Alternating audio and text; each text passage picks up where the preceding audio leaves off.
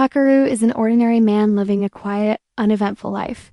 One night, after returning home, the world around him suddenly shatters, and he's pulled into another dimension. There, he meets a mysterious femboy being who casually introduces himself as God. God explains that Takeru has already died, and instead of sending him to the afterlife, he has decided to reincarnate him into a dying world one that desperately needs saving. To give him a chance, God grants Takeru several powerful and random magic abilities. Before sending him off, Takeru asks for a gift. He wants a cute partner. Amused, God agrees. And just like that, Takeru is sent to another world.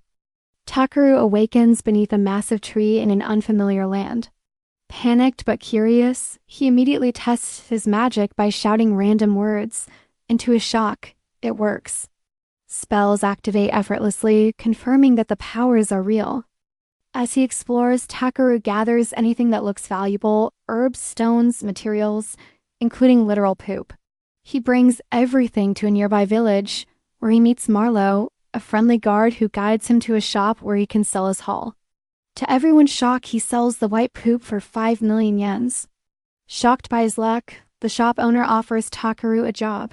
Travel into the nearby mountains and search for rare ores. While exploring the mountains, Takeru discovers a hidden cave and, without hesitation, ventures inside.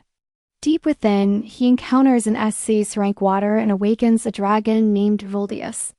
Terrified but polite, Takeru apologizes for disturbing him. Instead of attacking, Voldius calmly observes Takeru and reveals something incredible.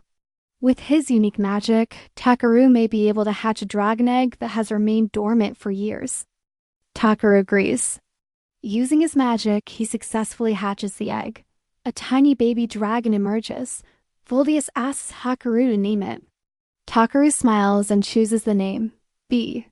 Satisfied, Voldius returns to his slumber, entrusting Takeru with the care of his child.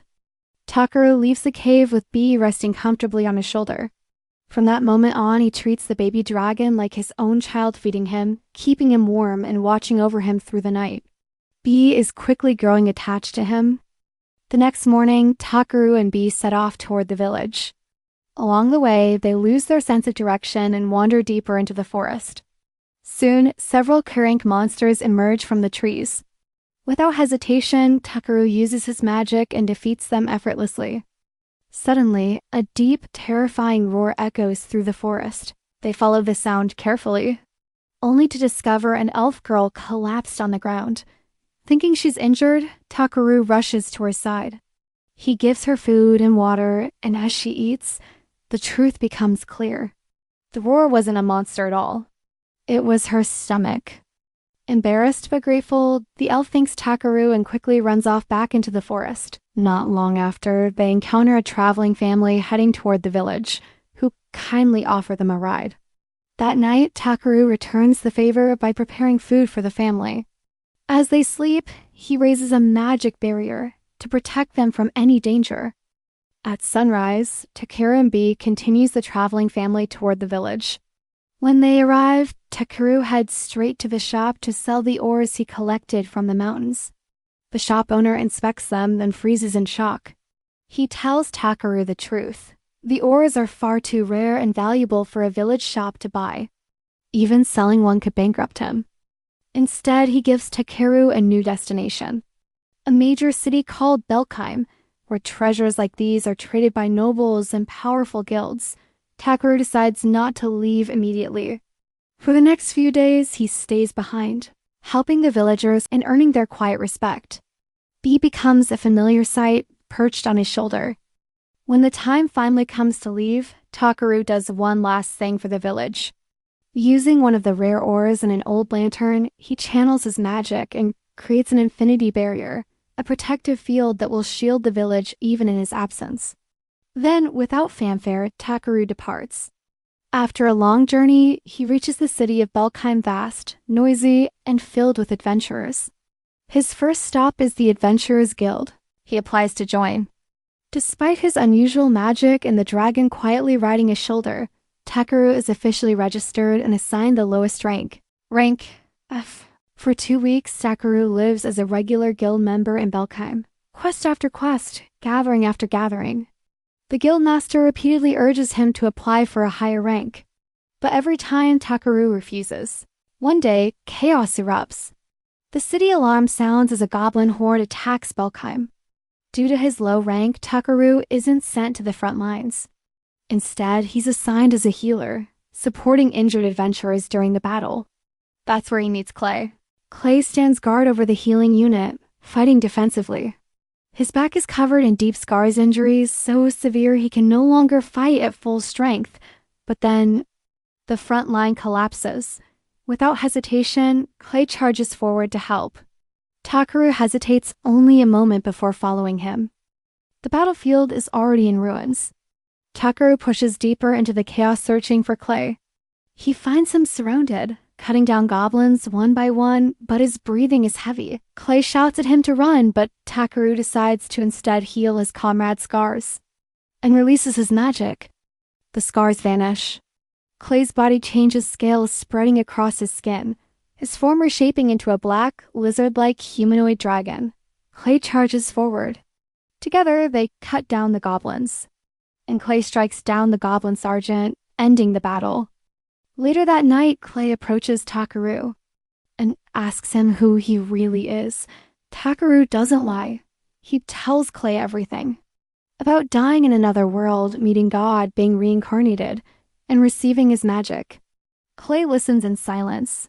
After Takeru tells him everything, Clay doesn't hide that it's hard to believe, but he trusts his friend. The next day, Takeru visits a blacksmith to repair his scissors. However, the blacksmith's assistant explains that they have run out of the ore required to fix them. The master blacksmith reveals that the only place to obtain Idra ore is deep within the dangerous Ruhai mine. On his way to the mine, Takeru encounters the elf girl again. Just like before, she is starving, so Takeru feeds her. This time, instead of running away, the elf decides to join him and becomes his bodyguard. The following day, they reach a village near the mine where they unexpectedly meet Clay again. Clay agrees to accompany Takeru as a second bodyguard. When they arrive at Ruhai Mine, it is revealed that Clay is actually a renowned hero who once saved the mine by defeating a powerful monster. The dwarves greatly admire him and even built a massive statue of him, one that resembles Godzilla. The group is then brought before the dwarf king, who explains that the mine has been sealed off due to a demon living inside. However, because of Clay's past heroics, they are granted special permission to enter. Inside the mine, the group battles giant spiders while exploring deeper underground. Using his magic, Takeru discovers Idrite, an ore even rarer and more valuable than Idra ore. Despite this, Takeru insists on continuing deeper, as Idra ore is still needed to repair his scissors. Before they can proceed further, their path is blocked by a massive demon crab. Instead of panicking, Takeru and Bee are clearly excited, revealing that crabs are their favorite monster to eat. After defeating the demon monster, Clay, Takeru, and Brawlith are rewarded for their actions, each receiving 3 million yen. In addition, Brawlith is gifted a Pegasus, which she plans to give to her sister. Once they return home, Takeru visits the blacksmith again. Grateful for the rare ore, the blacksmith promises not only to repair Takeru's scissors, but also to forge the finest sword in the world for him. Sometime later, a noble summons Takeru and Clay to his castle. They accept the invitation and make their way there.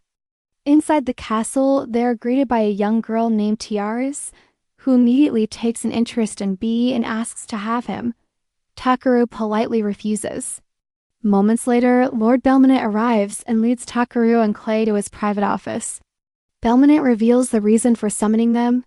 He has heard rumors of Takeru's miraculous healing abilities and asks him to save his wife, who is suffering from a deadly illness. Takeru agrees and examines her condition using his magic. Before proceeding, he asks Belminent if he is prepared to entrust his wife's life to him. Without hesitation, Belminent accepts.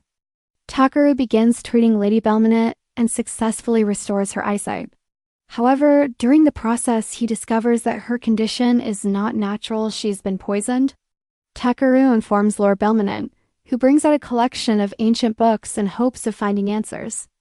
Using his magic, Takeru deciphers the text and learns that the antidote comes from a rare flower that grows near a horse statue. Takeru and Clay head out to locate it, eventually reaching a nearby village, only to find the land completely dried up.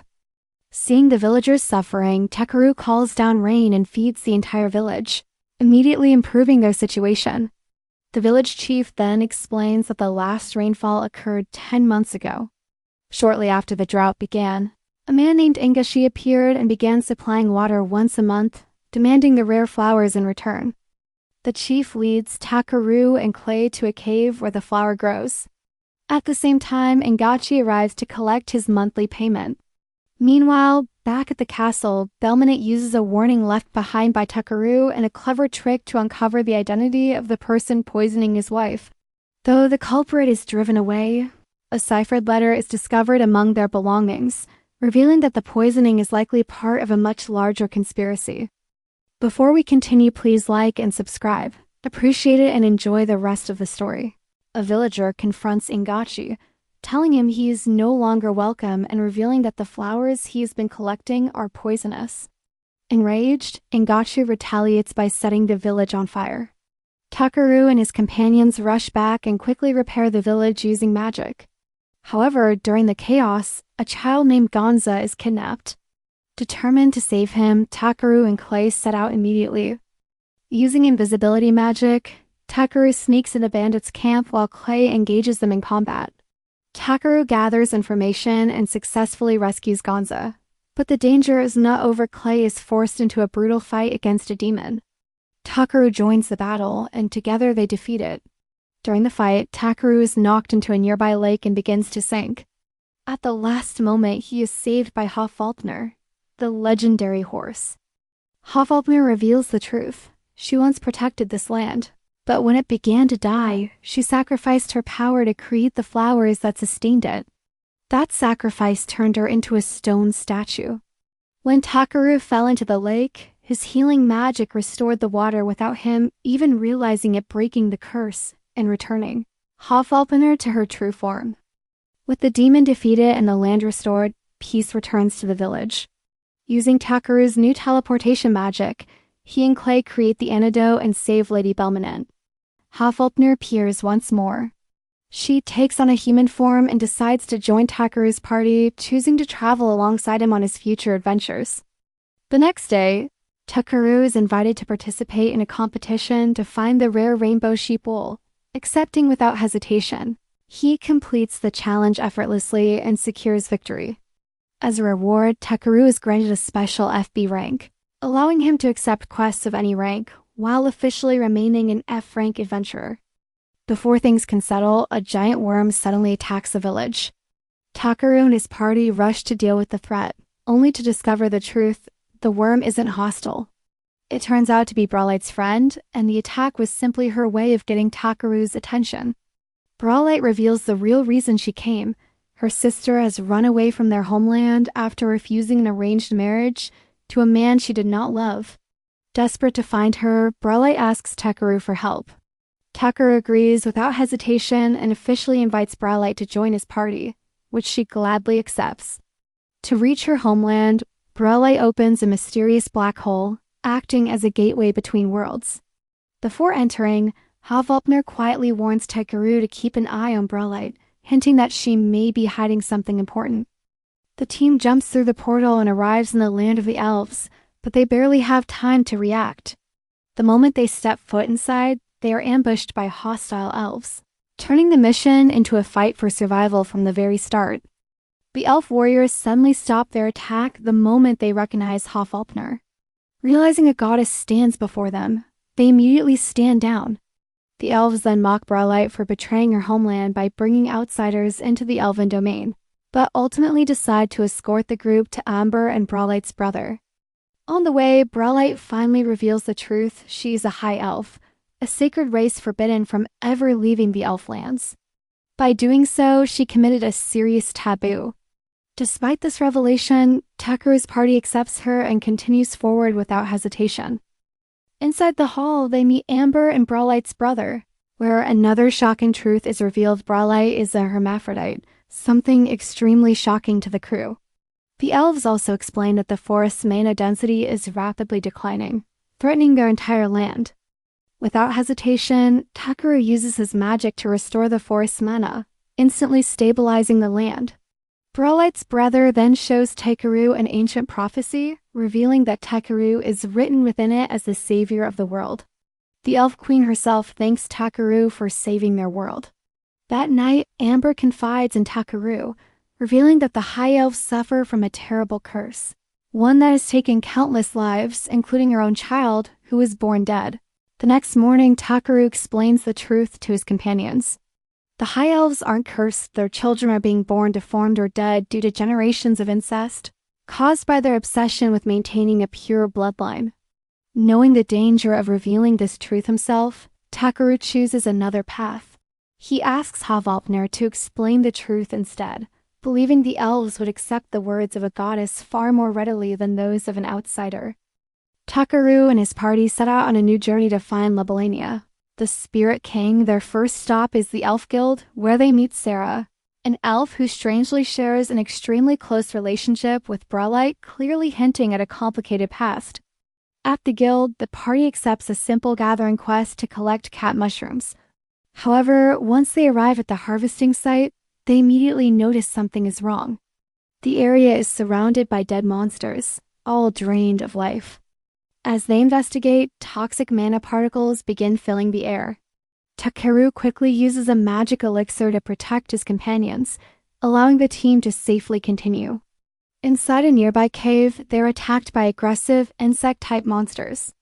The fight causes some trouble at first, but Takeru overwhelms them using his magic, securing victory for the party. Venturing deeper, the group discovers a massive sealed gate, radiating ancient energy. As they prepare to investigate, Havalpnir senses an enormous mana presence approaching fast. Suddenly, an S-rank black Kato slug appears, an infamous monster said to have destroyed an entire nation in the past. Even Havalpnir recognizes the danger. Rather than panicking, Takeru stays calm.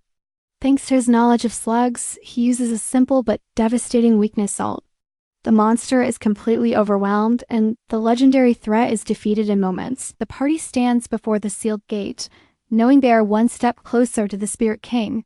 After sensing the Spirit King's overwhelming mana, Takeru and his party decide not to interfere and continue on their journey.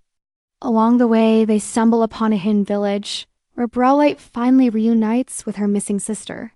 Emotions run high and a brief fight breaks out. But Takeru quickly diffuses the situation by inviting everyone to sit down for a feast. During the meal, Brawlite's sister reveals the truth: she has a child.